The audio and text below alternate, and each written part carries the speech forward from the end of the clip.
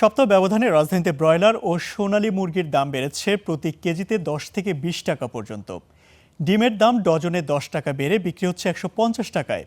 মুরগি ও ডিমের বাড়তি দামের কারণে চাপে পড়েছেন মধ্য ও স্বল্প আয়ের ভোক্তারা। বিক্রেতাদের দাবি, টানা বৃষ্টিতে খামার নষ্ট হয় হঠাৎ দামের এই ঊর্ধ্বমুখী পরিস্থিতি। এক সপ্তাহের ব্যবধানে বাজারে ব্রয়লার মুরগি ও ডিমের দাম বেড়েছে কেজিতে 10 থেকে 20 টাকা। খুচরা বাজারে ডিমের ডজন 150 টাকা ছাড়িয়েছে। এই সিজনে সবসময় ডিমের দাম বাড়তে থাকে। দাম বাড়তেছে এখন, কারণ কি এটা আর ধরা বলতে পারে। এটা মালের চাহিদা বেশি, মাল তো আই খুব ভারতে গাড়ি মাল ভরে যায়, দেই মাল নাই।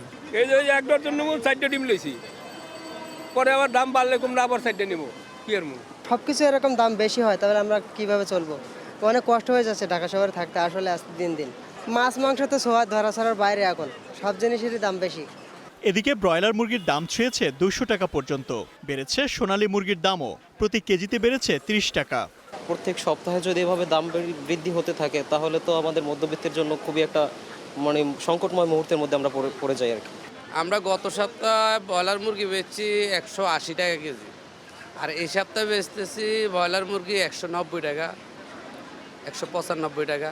গেছে সপ্তাহের তুলনায় এই সপ্তাহে ব্রয়লার আপনার 15 টাকা বাড়ছে। সাইডে পানি, বৃষ্টি, বর্ষা, এই কারণেই দাম বাড়ছে, খামারে মাল কম।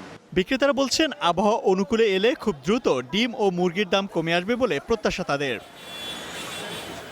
Imtiaz Ahmed, star news, Dhaka.